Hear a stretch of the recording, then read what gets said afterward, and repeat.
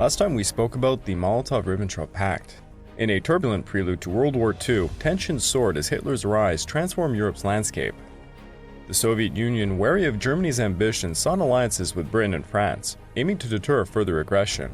However, when these alliances faltered, Stalin turned to Nazi Germany, leading to the historic Molotov-Ribbentrop Pact of 1939. This shocking agreement allowed both powers to divide Eastern Europe, particularly Poland, into spheres of influence ensuring mutual non-aggression. As Europe braced for conflict, this pact altered geopolitical dynamics, alarming nations like Japan, who feared a united Axis front. The pact bought Stalin some time to fortify his western borders, while Hitler prepared for rapid expansion. Thus, the seeds of a devastating conflict were sown, illustrating how failed diplomacy and ideological classes shaped the world's fate, setting the stage for a global war, as the Molotov-Ribbentrop Pact remains a chilling reminder of alliances forged amidst chaos. This episode is Prelude number 9, the Blitzkrieg of Western Europe.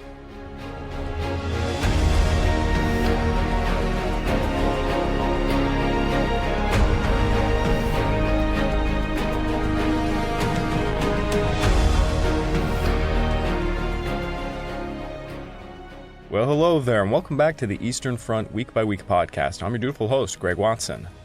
But before we begin, I just want to remind you all that this podcast is only made possible through the efforts of Kings and Generals over at YouTube. Perhaps you want to learn a bit more about World War II? Kings and Generals has an assortment of episodes on World War II, and so much more. So go give them a look over at YouTube.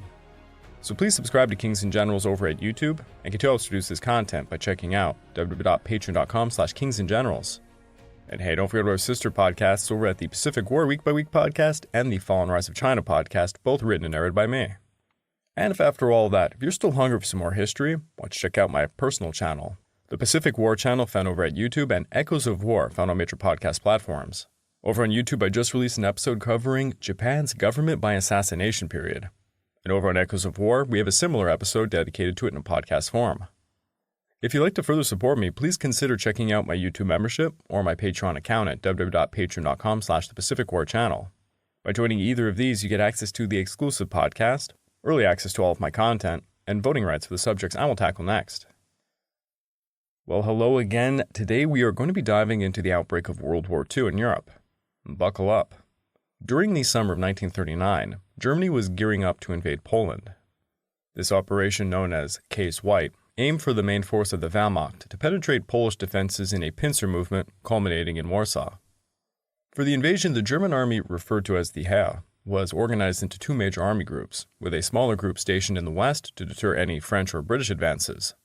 Thus in the west, General Otto von Liebe commanded Army Group C, tasked with defending the West Wall, which extended from Duisburg in the north to Mainz in the center, and the Swiss border in the south.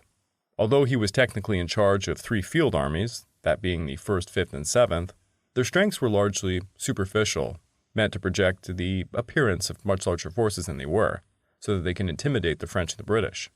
No tanks were available in the West, and Liebe's troops relied solely on the Luftwaffe reconnaissance and anti-aircraft units for support. Now within the Polish theater of operations, the army was organized into two groups for the invasion.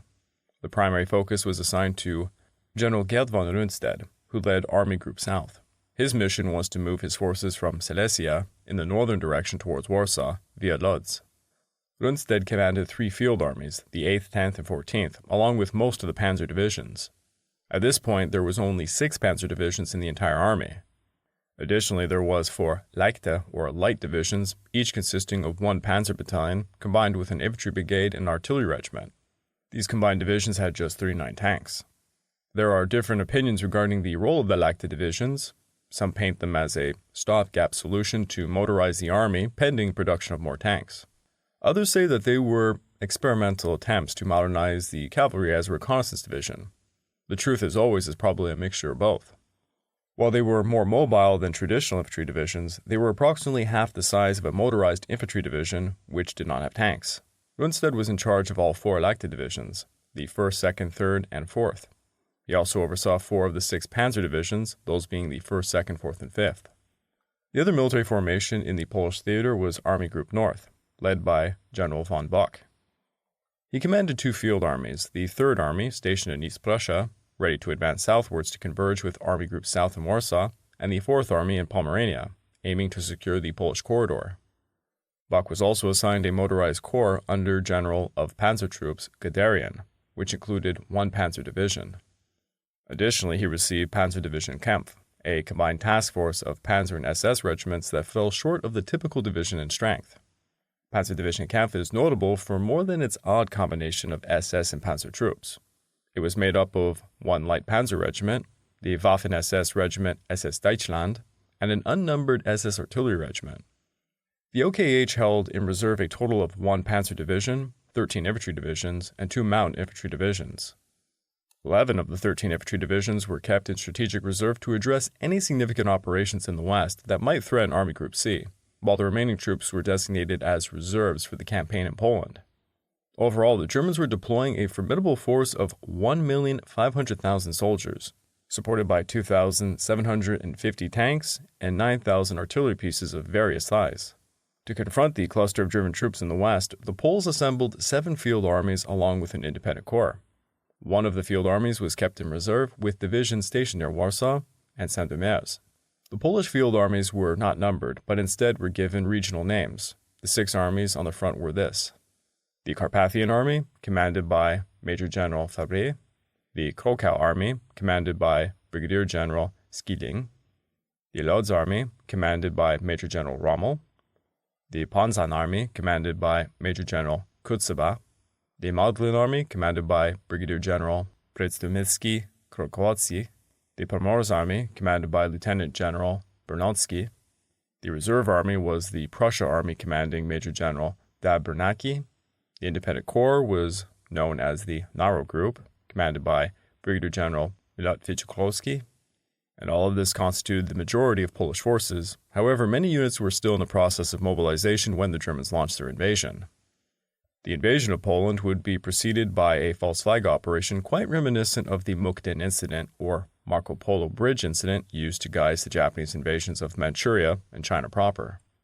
Operation Himmler, also known as Operation Konserve, was a covert false flag operation conducted by Nazi Germany in 1939, primarily aimed at creating a pretext for the German invasion of Poland.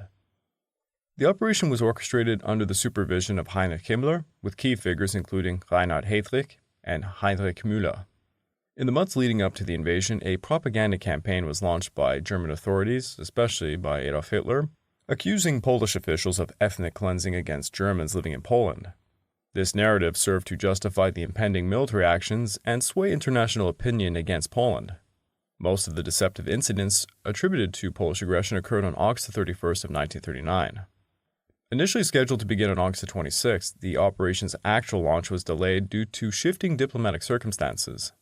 German operatives, including members of the SS, executed staged attacks wearing Polish uniforms.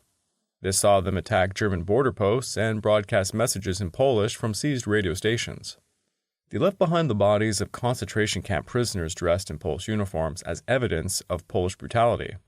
The most infamous of these incidents was the Gleiwitz incident, where operatives seized a radio station to deliver anti-German propaganda, further fueling the justification for war. On September 1st of 1939, Hitler addressed the Reichstag, claiming that several border incidents, 21 on that night actually, were all indications of Polish aggression. He framed the invasion of Poland as a defensive measure to protect Germany from perceived threats, despite the fact that these threats were, of course, fabricated. On September 1st of 1939, at around 4:45 a.m., Hitler's military campaign was set into motion. Throughout the previous year, the United Kingdom and France had assured support for the Polish government, but now they hesitated. It wasn't until September 3rd that they were able to declare war. In the meantime, the Wehrmacht was rapidly advancing. Every hour was critical as Polish cities faced bombardment, and German tanks began to encircle the strongest units of the Polish army. By September 8th, the 4th Panzer Division was engaged on the outskirts of Warsaw, while the French had not yet even completed their mobilization. By September 15th, Warsaw was surrounded, and the fight for Poland was nearly concluded. In the days prior, Hitler had questioned the Soviets about their intentions regarding Poland. Stalin delayed until he recognized that Poland would soon fall. On September 17th, he ordered the Red Army to cross the border. 2 army fronts were formed for the invasion: the Ukrainian and Belarusian fronts. These were temporary formations, assigning a mix of units ranging from independent brigades to entire field armies. The main force consisted of 3 mobile groups, which was essentially army-sized units of tanks, cavalry, and motorized infantry. Stalin aimed for Soviet troops to extend deep into Polish territory, hoping to reduce reliance on German withdrawals to meet the demarcation lines outlined in the Molotov-Ribbentrop Pact, thereby avoiding any potential conflicts. The Poles, already on the brink of defeat, fell back quickly in response to this new onslaught. On September the 27th, a German delegation met with Molotov to discuss altering the initial plans for dividing Eastern Europe. After several days of discussions, a modification was agreed upon. Originally, Lithuania had been designated to the German sphere of influence, but it was now transferred to the Soviet Union. In return, Germany received Lublin and Alt Warsaw. The campaign concluded on October the 6th with the final Polish resistance surrendering under General Kleeberg at Koch. This is situated just between Bug and the Wirpes rivers. This came just 35 days after the German invasion began. Poland was devastated. While few believed the Polish army could defeat the Germans, the rapidity of their victory was unexpected. French Commander-in-Chief General Gamelin had informed his government that he anticipated the resistance to continue at least until spring. Although the campaign ended swiftly, it was challenging and resulted in significant losses for the German army. The Heer experienced approximately 50,000 casualties, including dead and wounded. While these losses were relatively light for a campaign of such scale, each one was felt deeply in an army that relied on the small, experienced cadre of non-commissioned and commissioned officers. The Germans also lost around 200 tanks, which was less detrimental to the army's overall strength compared to personal losses, as many of the destroyed tanks were older models like the Panzer I and II. This situation revealed flaws in the organization and tactics of the panzer divisions. It would take time to replace the lost resources and fully integrate the lessons learned from this campaign. Even before the conflict escalated in Poland, Stalin began his actions in the Baltic states. His goal was to assert Soviet control over the territories assigned to him by the Molotov-Ribbentrop Pact just weeks prior. Facing the threat of invasion, Estonia, Latvia, and Lithuania signed agreements allowing Soviet troops to station themselves within their borders. This was merely a precursor, and by summer of 1940, Stalin commanded the occupation of all 3 countries. By August, they had been integrated as republics of the Soviet Union. In contrast, the Finns managed to withstand Soviet advances, leading to the Winter War in late 1939. Although the Soviet Union annexed some Finnish land, it came at a significant cost. With Poland now conquered, the focus shifted to the west. Gamelin attempted to take advantage of the weeks that followed to further mobilize the army and initiated a limited offensive in the Saar during the war's early days. This operation was quite restricted, involving troops from 3 field armies. Nonetheless, it was stopped after advancing just a few miles. The French forces remained in place until October the 16th, when they retreated in response to a weak German counterattack. No additional fighting occurred in the west for the rest of 1939. This period marked Germany's most vulnerable point since 1936, yet the French failed to capitalize on the opportunity. The reasons for this retreat, be it incompetence, lack of resolve, or inadequate intelligence, remain unclear. Meanwhile, the Wehrmacht commenced its transfer from the east and began preparing for actions in the west. As winter approached, Hitler turned his forces northward. Germany depended on Swedish ore for its industries, which during winter was transported through Norway before being loaded onto ships bound for Germany. Swedish iron ore was transported through the Baltic Sea during the summer months, but in the winter, too much of this route was blocked by large ice floes. This shipping route was vulnerable to interference from the Royal Navy, as the vessels sailed through the North Sea instead of the more secure Baltic Sea. Therefore, securing Denmark and Norway became essential. Plans for an operation were developed aiming for a coordinated attack on both countries in early April of 1940. It was determined that the Scandinavian nations needed to be secured before any offensive against France, or the Low Countries, proceeded. Before the invasion, Denmark had signed a non-aggression pact with Germany, which lasted less than a year. Initially, Germany aimed to persuade Denmark to allow access to its military bases. However, Adolf Hitler ultimately ordered the invasion, shifting to a more aggressive strategy to secure Norway's vital resources, particularly iron ore shipping routes from Narvik. The establishment of radar systems in Denmark was part of an effort to protect German territories from potential British air attacks later on. The German High Command devised a multifaceted attack plan. Paratroopers were to secure strategic points such as airfields and bridges. Warships were tasked with landing troops at key coastal cities like Copenhagen and along the Jutland Peninsula. Ground forces were set to advance quickly across Danish territory. On the morning of April the 9th, at about 4:15 a.m., German troops began breaching the Danish border in multiple locations. The Danish military, which was completely unprepared and scattered, struggled to mount an effective defense. Prime Minister Thorvald Stalin feared heavy bombing similar to those witnessed in Poland, and he ordered an end to resistance within just mere hours of the invasion, citing the unattainable position of the Danish forces. The initial clashes included sporadic resistance from Danish troops, particularly at Luftwaffe and Ambrena. Danish units attempted to set up roadblocks and engage German forces, but they were quickly overwhelmed by superior numbers and equipment. For instance, at Luftwaffe, a Danish anti-tank unit faced off against a German column, managing to disable some German vehicles before being forced back. Danish forces made determined efforts to defend specific towns like Haderslev and Tonda, inflicting some casualties on the advancing German troops. However, prolonged resistance was simply impossible, and by about 8:34 a.m., Denmark formally capitulated after just 6 hours of fighting. The rapid fall of Denmark led to a notably lenient occupation by German forces, as they allowed Danish authorities to retain some degree of autonomy in managing domestic affairs. The Royal Danish Army was largely disbanded, and a small unit called the Life Guards was retained. The swift occupation of Denmark was viewed with disdain by Allied forces, leading to perceptions that the Danes were passive in the face of such aggression. The phrase "Aldrig mere 9 April," never again April the 9th, had since become a popular saying in Denmark, reflecting a collective wish to never again experience such a sudden and humiliating defeat. Yet Denmark was only to be part of a larger invasion. Following the Winter War between the Soviet Union and Finland, the United Kingdom shifted its plans to occupy northern Norway.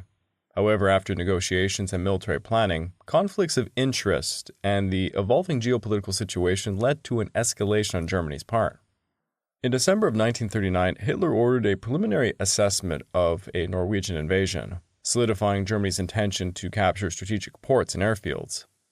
Under the codename Operation Weserübung, the Germans planned to invade Denmark and Norway in rapid succession. General Nicholas von Falkenhorst was appointed commander of the operation, which included the deployment of infantry, mountain divisions, and paratroopers. The Luftwaffe was key to the operation, intending to secure air superiority with around 1,000 aircraft. On April 5th of 1940, the British initiated the mining of Norwegian waters in a bid to provoke a German response. The Allies had planned their intention in Norway as a twofold mission. One, to prevent Hitler from securing the Baltic, and two, to prepare to support Finland in its war against the Soviet Union.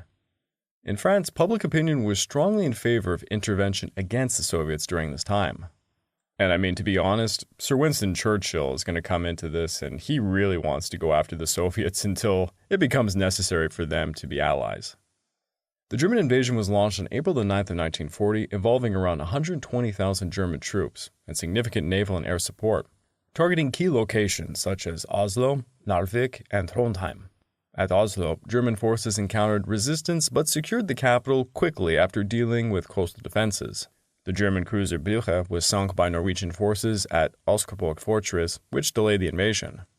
The port of Narvik was one of the most critical of the Norwegian campaign. The port became crucial for German access to Swedish iron ore and witnessed some fierce fighting. After several engagements, including the First and Second Battles of Narvik, the Allies initially retook the city before being forced into a retreat, due to challenging nature of the border conflict in Europe. The Allies had mobilized a force of about 38,000 troops, which included British, French, and Polish units. Despite some early successes, such as the landings at Narvik, the Allies struggled with coordination and support logistics due to the swift German advance. Following the German success in France, which we will get to in a bit later, the Allies were compelled to withdraw from Norway. The successful evacuation efforts from locations like Narvik were challenged by heavy German air superiority and the efficient use of U-boat patrols by the Germans. The battle for Norway was a very complex situation that unfolded over several weeks, but the outcome was rarely in question. The Norwegians were taken by complete surprise. They were poorly equipped and they faced internal turmoil due to a coup attempt. While this coup ultimately failed, it transformed Norway into little more than a puppet state for Berlin. In Moscow, Stalin felt a sense of relief. He had been concerned that the Allies might draw the Soviet Union into a broader conflict following the Winter War. With Germany's occupation of Norway, it became evident that any chance for the Allies to strike against the Soviets was now lost. The fighting in Norway would continue until early June, but the region was secure enough for Hitler to proceed with plans for Western Europe. He clearly indicated to his generals that Belgium and the Netherlands' neutrality would not be honored. Initial strategies for invading France aimed to replicate the Schlieffen Plan of 1914. However, this was abandoned in favor of a proposal for the relatively junior Lieutenant General Manstein. His plan involved a surprise attack through the Ardennes forest, which created a diversion in the Low Countries to lure the Allied forces out of France. The majority of the panzer divisions would then advance through the Ardennes to sever the Allied army's connection to France, enabling a large encirclement that had been central to German military strategy since the end of the Napoleonic Wars. The Germans devised a meticulous strategy involving diversionary forces that would enter Belgium to lure British and French troops away from their established positions. A second contingent would traverse the Ardennes forest, circumventing the Maginot Line, with the objective of disconnecting the northern Allied forces from those in the south. The French hoped to rely not only on the fortified concrete defenses of the Maginot Line, but also the natural barrier provided by the Ardennes forest, which they believed was impassable. The German objective was clear: to conquer Holland and Luxembourg before taking Belgium and France, ultimately advancing towards the English Channel while dismantling any Allied resistance and capturing Paris. With this plan, a brief crossing of the English Channel would suffice for the German military to invade Britain. The success of the Blitzkrieg tactics championed by General Guderian in Poland expedited the invasion process and equipped German forces with invaluable experience. In contrast to Norway, the Low Countries had been anticipating an invasion for several months. Both the Netherlands and Belgium were nearly fully mobilized and had established agreements for the collective defense. Together they had roughly 900,000 troops, although a significant portion of their equipment was outdated and of questionable quality. Their combined air force number was fewer than 900 planes, with even fewer being modern aircraft. A well-armed and trained British expeditionary force was located just south of the Belgian border with France. Along with the French army's position immediately south of the Belgian frontier, from the Sedan to the area, there was about 750,000 potential reinforcements available to the Dutch and the Belgian forces. Although there was a sizable Allied air presence in the reserve, it was insignificant compared to the strength of the Luftwaffe. In May of 1940, the German military strength consisted of approximately 3.5 million troops, over 5,500 aircraft, and 10 panzer divisions. The Allies could deploy a similar number of tanks, but these were scattered amongst the infantry units instead of being organized into concentrated armor divisions. And many tanks were without radios. The Dutch defense strategy relied significantly on flooding certain areas that an invading army might cross. The Belgian defenses were more formidable. Their defensive line followed the Meuse River up to Liège, then extended along the Albert Canal, a waterway with steep banks that created a significant barrier. At the heart of the Belgian defenses were a series of forts along the canal, with Ibn Imal being the largest and most seemingly impregnable of the fortresses, overseeing the routes to the Dutch city of Maastricht, a crucial bridge across the Albert Canal. However, as a joint Dutch-Belgian defensive line, the system had a critical flaw. It did not connect the Albert Canal and the Belgian Meuse defenses with the Dutch lines, creating a gap that significantly contributed to the rapid isolation and the defeat of the Netherlands. The Allies anticipated that the German attack would align with the Schlieffen Plan used during World War I. Indeed, the German plan code named Fall Gelb, or Case Yellow, as a strategy was proposed by the Chief of the Army General Staff, Franz Halder, followed this model. Even before the plan fell into Belgian hands in January of 1940, Hitler had dismissed it as being too conservative and lacking ambition. It was thus open to Lieutenant General Erich von Manstein's bold alternative. The offensive was to be executed by 3 army groups: Group C, led by General Wilhelm von Liebe, who would feint against the Maginot Line, while General Feder von Bock's Army Group B would execute the invasion of Belgium and the Netherlands. This would all draw Allied forces into Belgium, consistent with their expectations of a repeat of the Schlieffen Plan. Meanwhile, General Gerd von Rundstedt would command the 3rd Army Group, that being Army Group A, consisting of over 1.5 million men and over 1,500 tanks, executing an armored assault through the Ardennes, completely bypassing both the Maginot Line and the Allies' strongest divisions. On May the 10th, when the Germans invaded the Netherlands, their ground attacks launched from multiple locations, all aimed at The Hague, Amsterdam, and Rotterdam. The most formidable of these assaults swept through the Dutch Limburg towards Maastricht, quickly achieving success and cutting off a large part of the Netherlands from reinforcements coming from the south. The gap in the defense lay between the Belgian lines, which at Liège and just west of Maastricht turned west along the Albert Canal, and the Dutch water defense positions just about 40 to 50 miles to the north. The only feasible route to bring Allied or Belgian troops to Rotterdam, aside from via the sea, was across a long bridge over the Meuse at Moerdijk. However, this bridge was captured on the very first day of the attack by German paratroopers, who held it firmly until the main body of the German ground forces arrived. In Rotterdam, Amsterdam, and The Hague, the German airborne forces took control of crucial airfields and bridges, while Dutch commanders fretted over potential sabotage by fifth column agents. Within hours of the German attacks, British and French troops abandoned their positions in northern France and raced north through Belgium to confront the enemy. The French Ninth Army advanced from near Sedan to the endpoint of the Maginot Line. The French relied on the Ardennes, which they deemed impassable to armored forces, to protect the right flank. This incorrect assumption would become the key factor in Germany's triumph and France's defeat.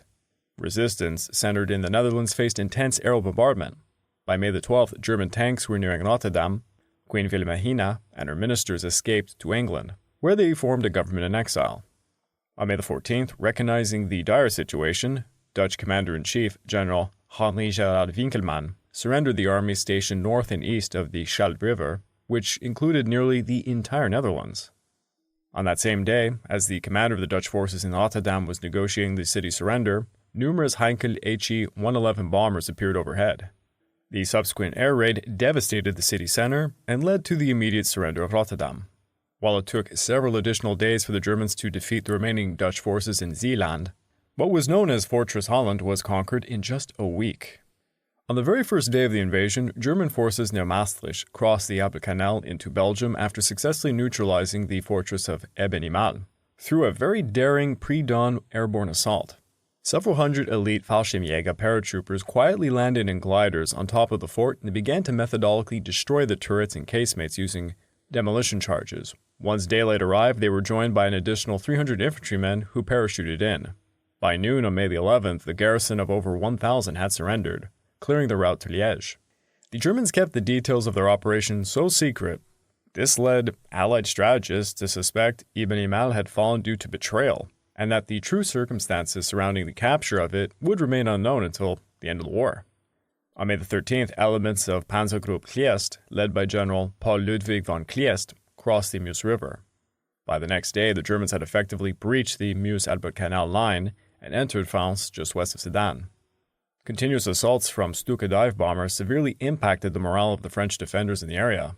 French commanders had been so confident that an attack through the Ardennes was impossible that the troops stationed there were almost entirely devoid of anti-tank and anti-aircraft weapons. In strict contrast, the Maginot Line remained unbroken. However, the German incursion occurred at a weak point along the Belgian frontier, where the defenses were undermanned with lower-quality troops.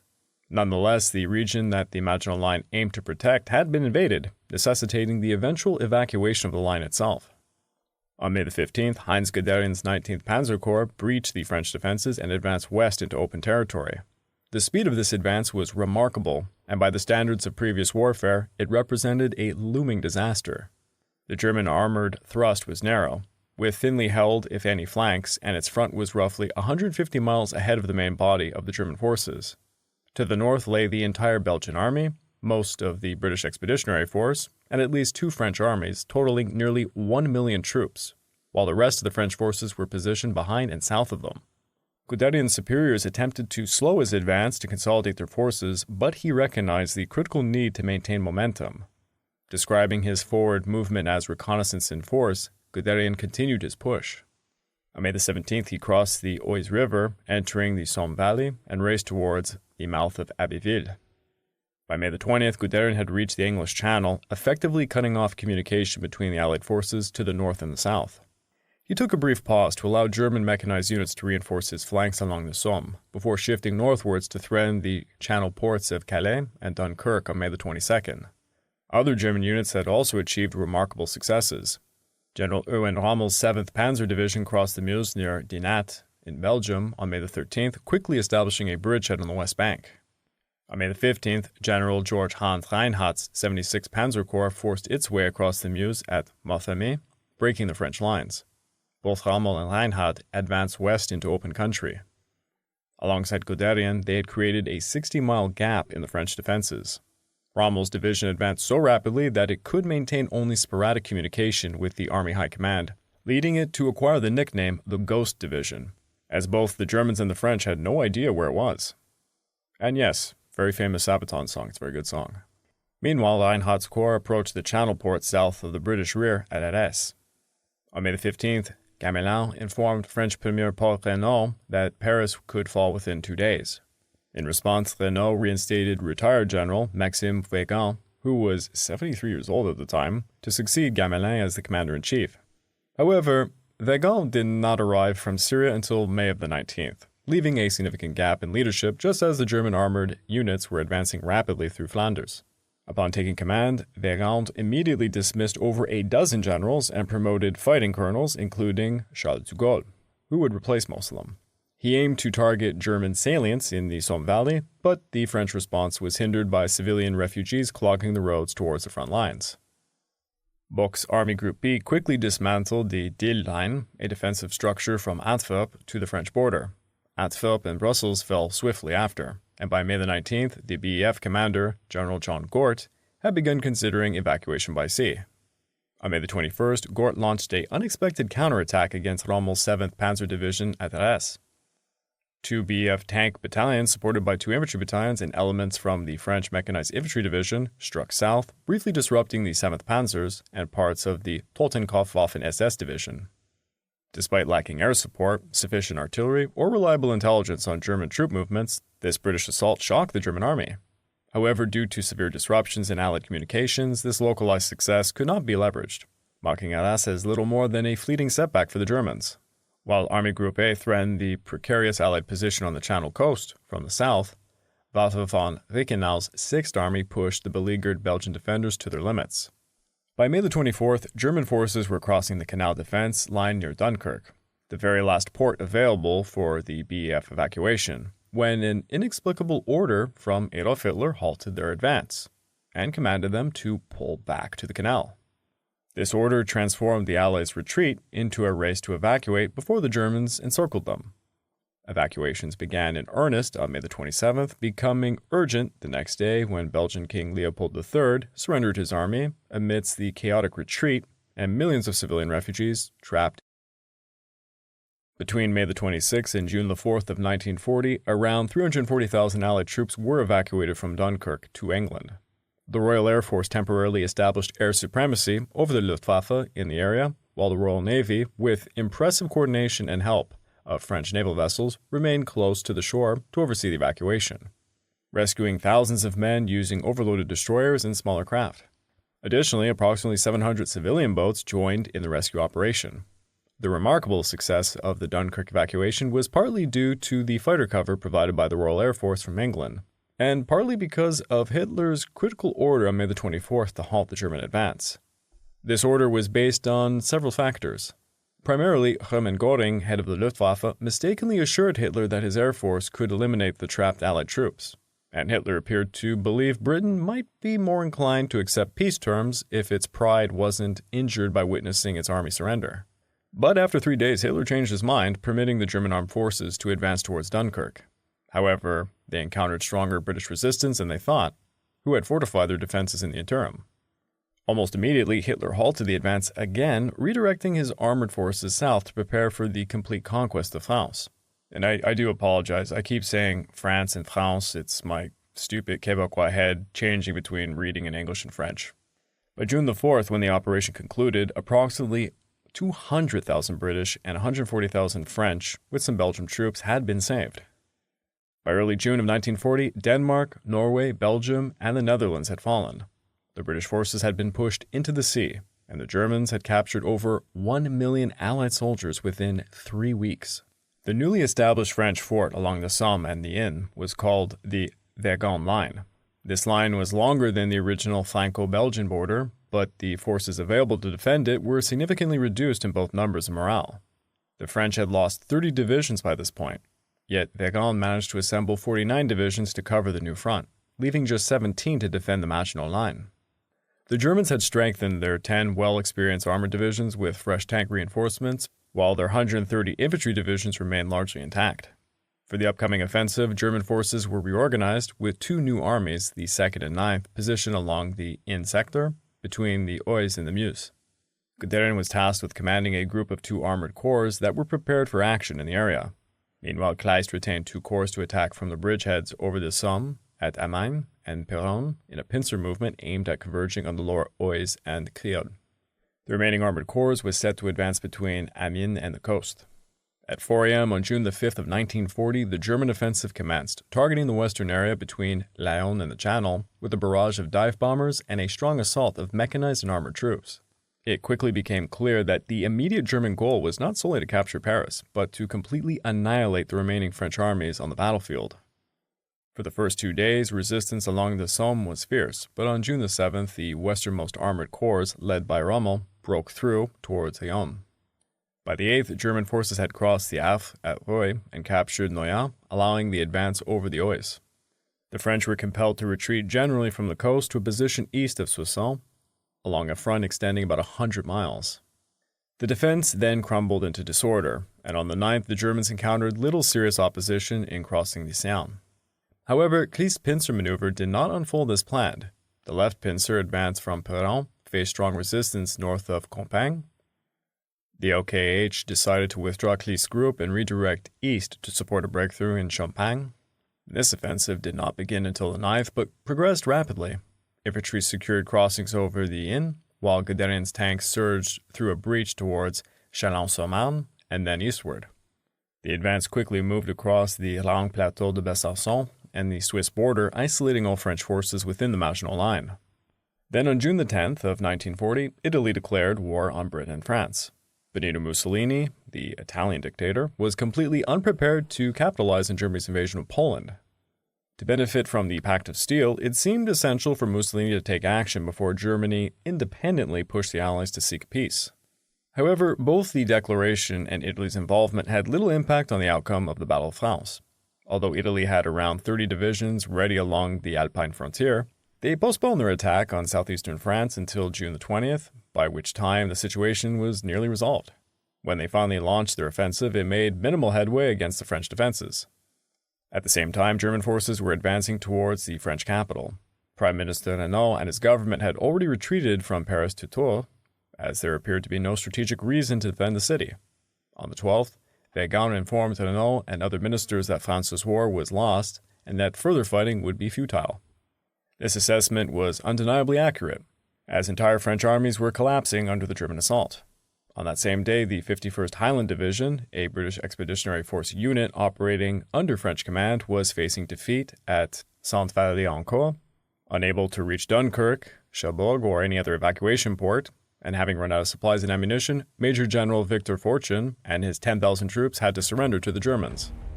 Fortune became the highest-ranking British prisoner of war captured by Germany. On the 14th, the French army evacuated Paris, and the Germans entered the city later that day. The official armistice between Germany and France was signed on June the 21st, just 6 weeks after the campaign had begun.